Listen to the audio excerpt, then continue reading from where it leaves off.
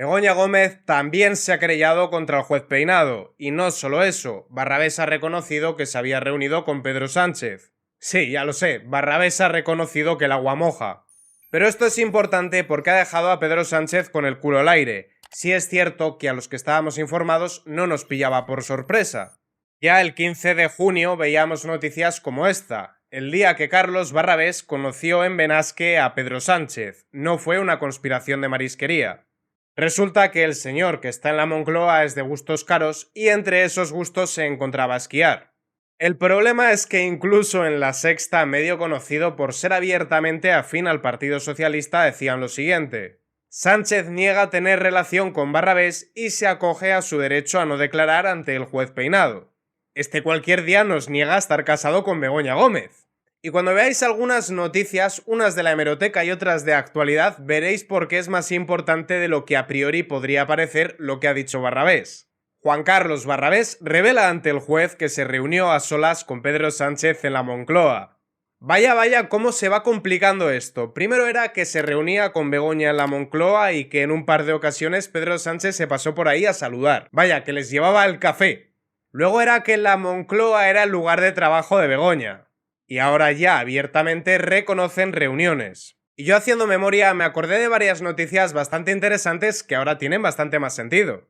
24 del mes de junio. Sánchez firmó la subvención a dedo de 12 millones para formar a deportistas, de la que Barrabés se llevó 4 millones. Y 3 días después, Sánchez también firmó la subvención a dedo de 1 millón con la que su monitor de esquí contrató a Barrabés. Ahí, dándoles subvenciones al socio de tu mujer, que ahora reconoce haberse reunido contigo en privado y no hay conflicto de intereses por ningún lado. ¿Qué va?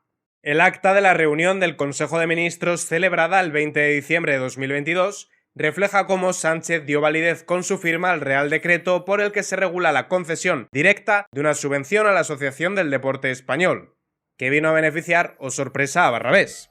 Qué bien están envejeciendo estas noticias.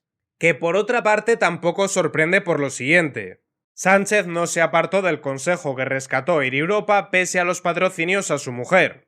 Si no se abstiene cuando beneficia a su mujer, un claro conflicto de intereses que se va a abstener por Barrabés. Ya le da igual todo. La cuestión es que yo hablé de hemeroteca pero también de noticias de actualidad. Y de hoy es esto. Barrabés fue nombrado consejero del Santander tras ser citado a declarar en plena erupción del caso Begoña Gómez. Huele un poquito a recompensa. Cabe resaltar que Ana Botín, la presidenta del Santander, es conocida por ser abiertamente afín al PSOE y afín a la Agenda 2030, para que luego te digan que el PSOE va contra los ricos y que busca redistribuir la riqueza. Sí, de nuestro bolsillo al de ellos. Las puertas giratorias del Banco Santander. El principal banco de España y uno de los mayores del mundo siempre se ha manejado bien en la gestión de contactos con los poderes políticos. El caso más famoso fue el indulto que otorgó el gobierno socialista de Zapatero en 2011, justo antes de perder el poder, al entonces consejero delegado Alfredo Sáenz, condenado por acusación falsa. Después el banco fichó a 2 altos cargos del gobierno de Zapatero, Belén Romana y José Manuel Campa, cosa que por cierto también han hecho con políticos del Partido Popular. La cuestión aquí es que da la sensación de que estamos ante una recompensa por no abrir demasiado el pico. El nombramiento de Barrabés ha sido controvertido desde el principio debido a sus supuestos vínculos con Begoña Gómez. Según se alega, Barrabés facilitó el contacto entre Gómez y Air Europa, una empresa que luego fue rescatada por la SEPI. Y con todo eso en mente vamos a ver la querella interpuesta por parte de Begoña Gómez contra el juez Peinado, que coincide en el tiempo con algo bastante interesante que veremos después. Begoña Gómez se querella contra Peinado por prevaricación y revelación de secretos. Esta se suma a la ya presentada por el presidente del gobierno, Pedro Sánchez, contra el magistrado. Resulta que la de Pedro Sánchez estaba diseñada desde bastante antes. Sin embargo, la anunciaron ante la prensa justamente el día en el que el juez fue a tomarle declaración en Moncloa. De esta forma taparon una noticia con la otra. Y muy gordo ha de ser lo que hayan querido tapar con esta querella de Begoña. Y es que el juez ha pedido el contrato de Begoña Gómez en el Africa Center y los currículums de directores de cátedras en la UCM, es decir, la Complutense, y Begoña Gómez impartirá otro máster en la Complutense desde el mes de octubre. Daría la sensación de que han buscado tapar unos titulares con el otro. La defensa de Begoña, esposa del presidente del gobierno, ha presentado una querella contra el magistrado que la investiga ante el Tribunal Superior de Justicia de Madrid. El letrado Antonio Camacho explica en el escrito que el juez pudo cometer el delito de revelación de actuaciones procesales declaradas secretas, ya que habría trasladado a las acusaciones populares, Vox, Movimiento de Regeneración Política y Manos Limpias, actuaciones procesales declaradas secretas. Sin embargo, la realidad es que este tipo de querellas no tienen recorrido, y la única razón por la cual las están poniendo, en el caso de Sánchez es más sangrante ya que ha empleado a la abogacía del Estado, es desviar la atención y de paso desprestigiar al juez. La presunción de inocencia es una figura legal, no social. Si repites una y otra vez que los jueces son franquistas con toga y directamente señalas con nombre y apellidos al señor Peinado, pues al final termina calando, o por lo menos termina calando dentro de los votantes de la izquierda. Y ahora vamos a hablar de las noticias que fueron tapadas con la querella de Begoña Gómez. Juan Carlos Peinado ha librado oficio a la Complutense para que se aporten los currículum vitae de los directores y codirectores de dichas cátedras. Recordad que según el vicerrector, el rector le dijo hay que crearle una cátedra a la mujer del presidente, que se la crearon ad hoc. Esto se suma al hecho de que luego avalaba a su socio que no tenía titulación homologable, el tema del software, la página web pagada con dinero de la Complutense, o que siendo personal docente firmase en nombre de la Complutense cuando es una competencia que no estaría reservada a ella. Otra noticia muy importante de la que tampoco se hablará por la querella interpuesta por Begoña.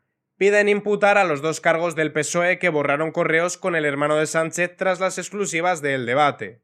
Otra muy interesante también.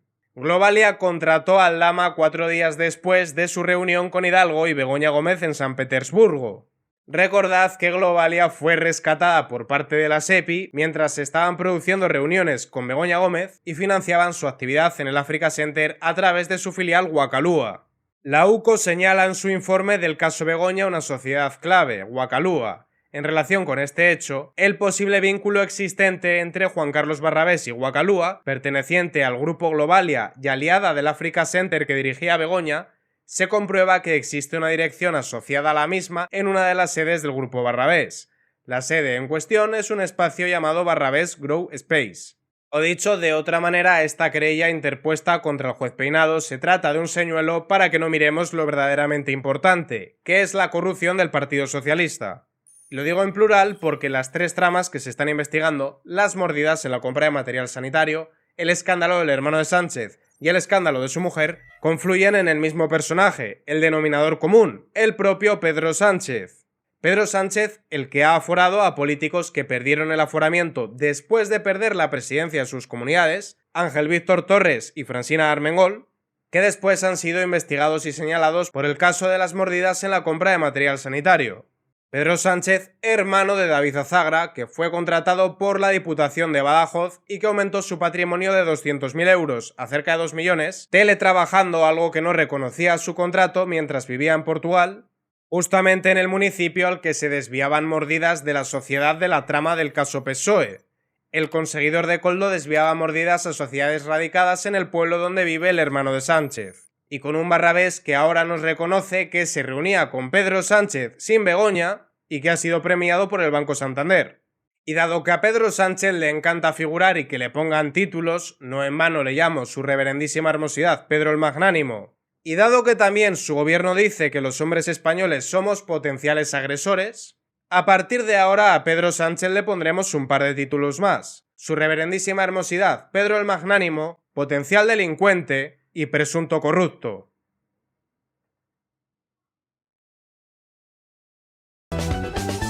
Lince TV, política y noticias.